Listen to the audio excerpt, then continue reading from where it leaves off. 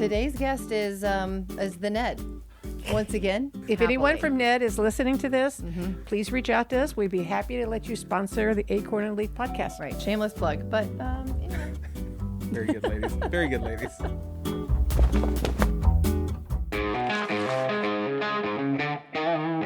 Okay, ladies, before we start this Born in the USA podcast, in commemoration for the 250th birthday of America, you can't have, a celebration without good old American beer. So I've poured you just a slight little taste of an American-made, good old-fashioned beer. Ice cold. Go ahead and pick it up. And, just let me know what you think. Go ahead. Cheers, ladies. Cheers. That's right.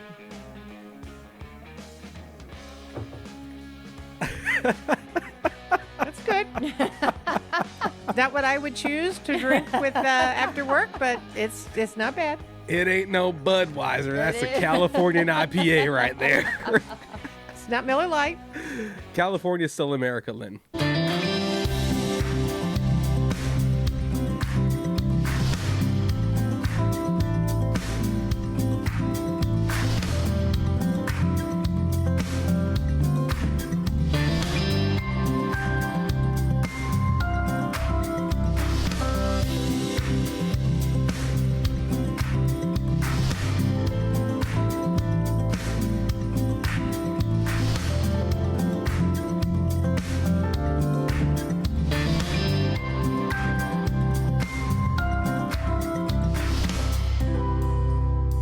As the U.S. is celebrating its 250th anniversary here at Gastineau Log Homes, we are having a special promotion called Born in the USA. Right. And, I was thinking about this and why we chose this as our promotion, and we're very excited.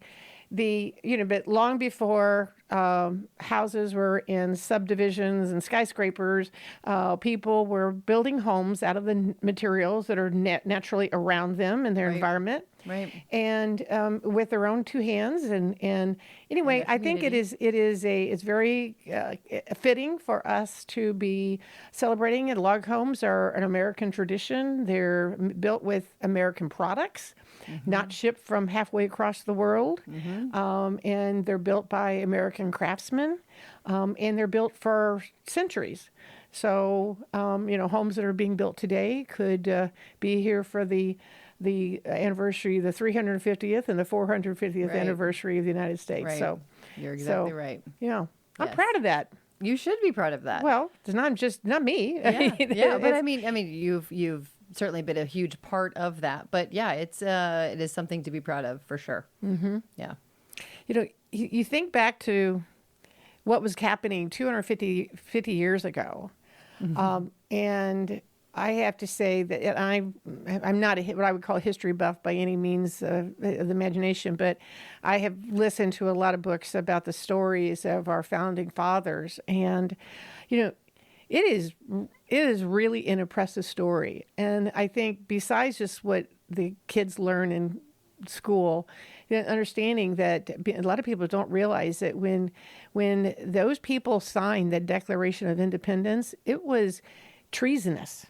They were putting their lives on the line. It gives me goosebumps even today thinking about it. When they had to stand up there and put their name on there, if we lost, all those people would have been hunted down and hung for treason. Right. And we were taking on with a ragtag bunch of volunteer soldiers, most of who didn't even have good shoes on their feet and not enough ammunition. We were taking on the British Army and Navy. The king and queen, right? They were the biggest, most powerful armed force in the world at that point. I mean, it was a joke. I mean, these little people are going to take on the British Army. Let's see them try. Yeah. I mean, it is just so impressive. Very inspiring. It is. Right. And it makes you want to honor them. Mm-hmm. What they sacrificed to make America what it is, the genius of their forethought, right? In writing the Constitution and putting together what stands today as our nation is it's pretty amazing. It's just amazing. And then even after we won the war, having to determine states' rights versus the nation's rights, and developing a banking system, developing the monetary system, what a huge task that was. Right. I mean, it is just these guys were so smart. It really Right. is, we think about the sacrifices that so many of our servicemen have done over the years, from World War I, World War II, and Vietnam and Afghanistan, everything. And they have. And they have.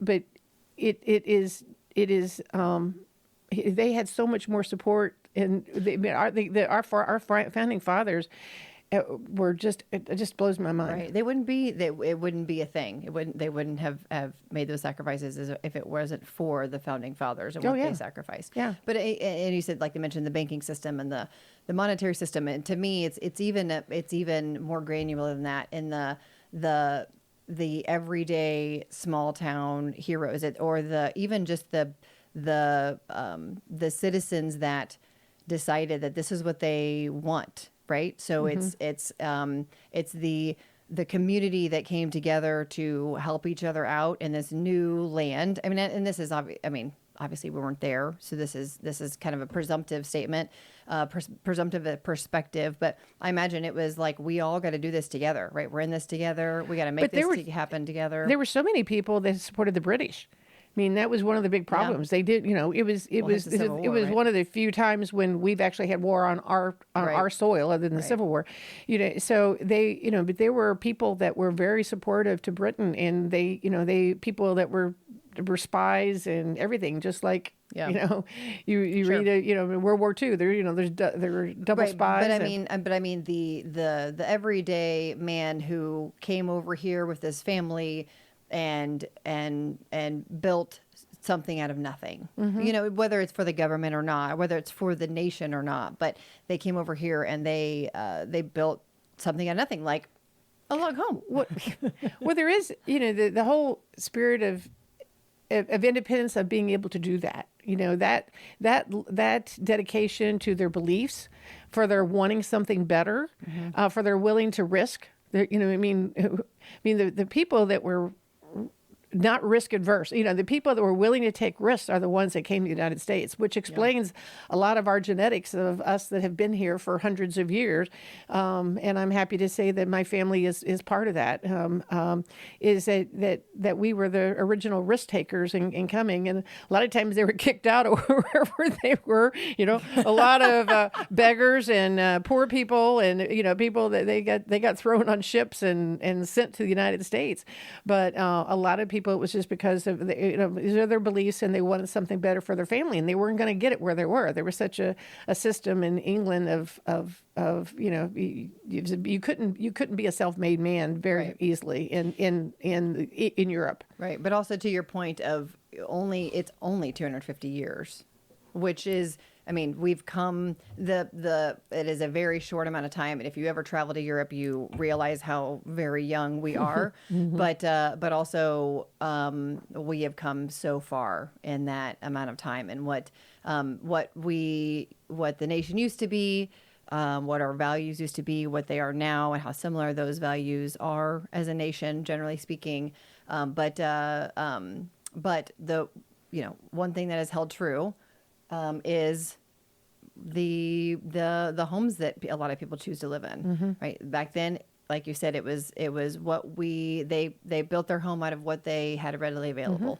And there's something to be said about the fact that in the 70s, people were coming to Papa, to you, to say, I want to build a log home. And that was, I'm not going to do the math off my head, but, almost 200 years.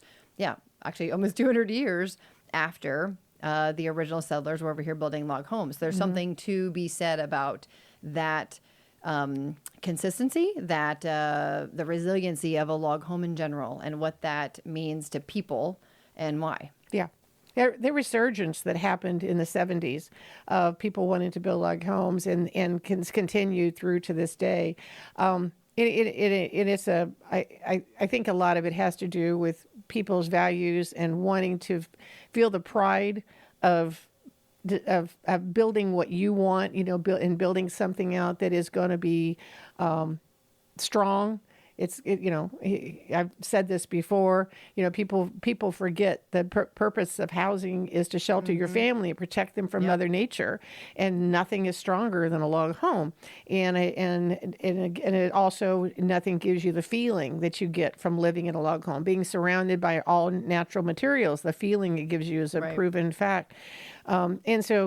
So the fact that people started realizing that again in the 70s is really cool. Right. Really cool. And that's how this industry developed. That's how it started. That's how it developed. And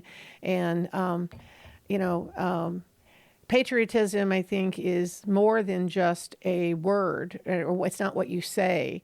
Patriotism is how you live your life and what you build and what you leave for the next generation. Right. Legacy. Yeah, the legacy, what you leave for the next generation. For sure. Yeah, and log homes definitely do that. Right.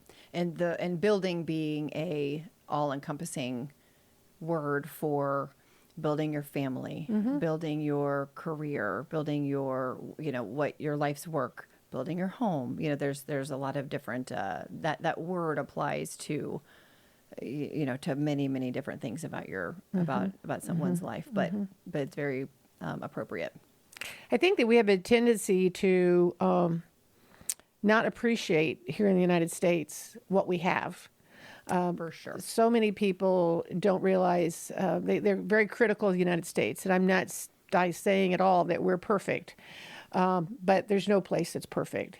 And if there's, I've traveled around the world, and there's no place that I would rather live than here in the United States. Right. And I think that it is something that people have a tendency to be very critical and not appreciate. Right. Yeah, we have to be very thankful for everything this country offers, the freedom it brings, the abilities that it brings, the opportunity that it brings. Absolutely. And 250 years is amazing. It's very exciting. So we're going to we have our Born in the USA promo you mentioned. Do you want to talk about any details about that? I know it hasn't been launched as of now, but do you want to talk about that? Yes, it hasn't been launched. I think it's on our website.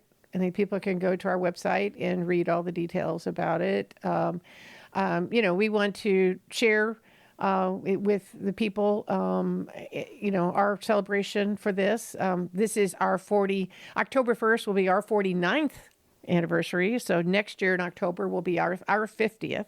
So America was made in 1776 and Gastineau Log Homes was made in 1977. Same thing. Right.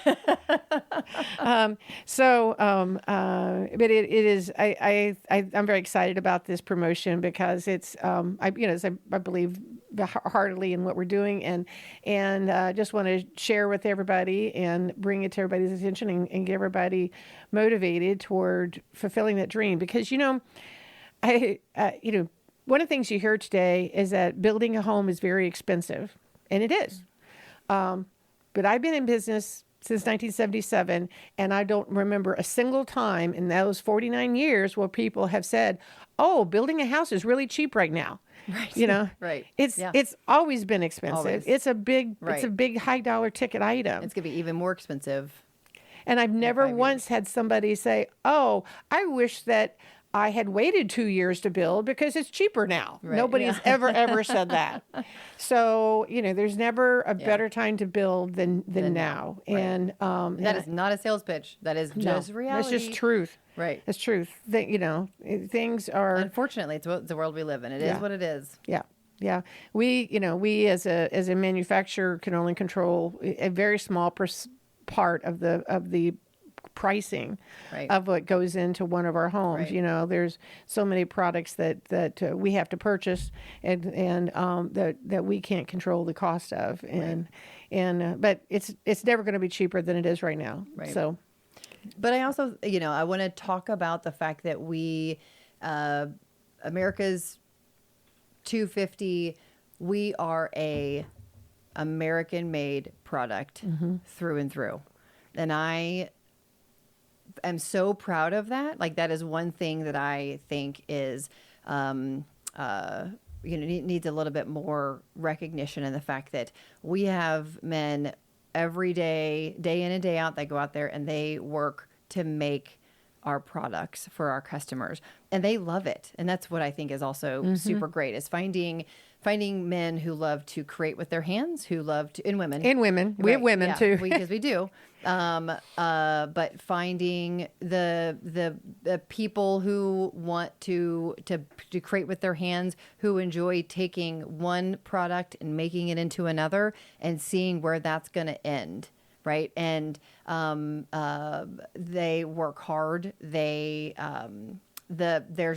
never every day is different, and we have some of the best people that work for us, that work in our mill, and because they genuinely enjoy what they do. And it's there's a whole the whole conversation about it's really difficult to find people that want to work. And that's true. And especially that people want to do labor jobs, if you will. But they're out there. And we have been lucky enough to find some really great people that really care about your home, right? They care about making a good product for your home, and they understand what they're doing, right? They understand where it's going to end up. And so I'm so appreciative of them, and we're always looking for more, right? But that's one of the reasons why we try to get pictures of houses to show the guys, right, where the product went into, right, because they really get a kick out of that. Yes. And hearing stories from the customers about about the house, and we try to share all that with them. Yeah, for sure. But it goes back a step before that too. This starts with loggers out in the woods. Yes. Logging is a job that is, people don't really understand a lot of times, but today's logger is professionally trained. They're trained in the proper way to harvest timber. There's phenomenal programs now for loggers. It's not what people think. They're not going out willy-nilly just cutting trees. Right. And it is, again, very hardworking, salt of the earth guys. And then they come it goes into the sawmill where it has to be cut. And again, it's that was my background. I grew up in that industry. My dad had a sawmill, and I know how hard those guys work. I worked in the sawmill, ran a debarker, we even have some guys that worked with Papa that now work in our mill. Yes, and isn't that awesome? I love that so much. Yeah, I love it so much. Yes. Yeah. One circle. particular, Mike, I think he thought that he was Dad's adopted stepson. He felt like he was his dad. Yeah. And then he works for us now, and he's 65 years old or something. And he's every day, and awesome. we miss him when he's not there. Yes. Yeah. Yep. So, and it goes into our guys, and then you have the guys that are on the job site that are building the houses. Yep. And it is, those guys work hard and in heat and cold and everything else, And so I don't know if our customers appreciate that, and whether it's important to them or not, I'm not sure, but the appreciation of the fact that when you buy a log home from us or from anyone else, when you buy a log home, you're supporting not just us as a manufacturer, but you're supporting the loggers, the mill that cuts down those logs, us as a manufacturer, then the builders that are putting it up. That is 100% American, right? Mm-hmm. There's no middlemen. There's no shipping it off anywhere. Like, that is America. True, start to finish, front to back. And your home is that forever. Like, there's no changing that. And and almost all of our raw material comes from private landowners. Also, most of it's not getting, very, very, very small percentage gets cut off the national forest. Most of it comes from private homeowners, and and these are private landowners that are properly managing the forest. Right. They're cutting the timber that needs to be cut. Right. They are doing it in a way where they are helping the forest make it be healthy, right, as opposed to, they're not clear cutting and doing right, things which goes like back that. to your point of the loggers being trained. I mean, they and people ask us, ask us a lot is there enough oak in Missouri to get, well, we wouldn't cut it down to where we wouldn't have enough, and nor were the loggers, right? Yeah. Same, even more so in their case, they're sustaining their business. They're going to do it responsibly. We're not going to purchase from people who don't. But I mean, yeah, we're all, it's, obviously the misconception is that if you cut a tree down, it's terrible. It's, it's not good, but it's the opposite. It could not be. Well, yeah, the opposite is true. Yeah, the here in Missouri, and for oak, we are growing 3 times more oak per year than what we are cutting. So there is plenty of timber here in Missouri. The timber industry in Missouri is the number 3 industry in our state. Yep. It's a huge employer in the state of Missouri, and even Missourians don't realize how big the timber industry is here in Missouri. So it is a very vital part of our economy here, but it's a vital part of the economy in the entire United States. Timber is a natural resource that naturally regenerates. We need to manage it properly. We know how to do it. We have schools that know exactly how to maintain our forests. And if you don't maintain the forest, then what you have is massive wildfires. You have trees that are getting destroyed by bugs. I'm a huge proponent of properly manage the forest for one reason, just because of the what it does for carbon sequestration. Right. Carbon sequestration is not going to clean up all of our energy issues, but carbon sequestration is one of the things that helps in our drive to naturally be able to clean our air and to make our environment more healthy. And if you let a tree grow to the point where it dies of disease or burns up in a forest fire, that carbon is then going to be released into the air. If you cut that tree and you use it in a product like this oak right here behind us, there's carbon filling up that entire board. All that wood is holding carbon. As long as that wood is still intact, that carbon is still there. Right. And and young trees are what absorb the carbon. Old trees don't absorb. They absorb very, very small amount of carbon. Right. You want to cut the older trees and let the younger tree grow and suck up that carbon and help it. Right. So it's a very overlooked natural resource for some reason. Yes. And it's not shipped from around the other side of the world. Right. Well, you kind of negate your carbon storage when you put it on a ship. Yeah. If you're going to ship LVL flooring from Vietnam, and they put it in all the issues of what it takes to get it here to central Missouri, for example, for to put it down, it is there's definitely the life cycle analysis of that is ridiculous compared to hardwood flooring here in Missouri. Right. Right. Or anywhere in the United States. Right. Yeah. I think of it this way. When the United States was founded 250 years ago, it was with their heart, because they were putting their life on the line, and it was for the heritage of their families and their generations to come. Right. And so I think that we talk here at Gastineau about our heart and heritage, and that's how we feel that we are doing what we are doing also. So I think that our Born in the USA promotion that we have coming out in July is a perfect opportunity for people, no matter what size of home they're going to build. We have 4 different opportunities, from small to large, where we can help them save some money, and we can help them get into that home that is going to be their heritage, that they can leave to their family. Right. So I'm very proud of that what we're doing, and invite everybody to look at it's Oaklog/Born in the USA, no dashes or anything, just oakloghome.com/Born in the USA. Yeah, don't forget that .com. Yeah. oakloghome.com/Born in the USA. Yep. And everybody check it out. Cheers. Cheers. Yeah, got to go check it out. Yep. Yeah, it'll be. I think I'm excited to. It's a matter of, we just want to make it accessible, right? And we, like, log homes are woven into the history of America from the beginning, but from before the beginning of America. And we are here to continue that. And we just want to make it accessible as possible, and just help get people, and whatever that looks like, help get people into their home that they're going to build for their heritage. I'm with you. We've been doing it for 49 years and hope we're doing it for another 51 years. Yes. At least. At least. Right. Yeah. Yeah. Absolutely.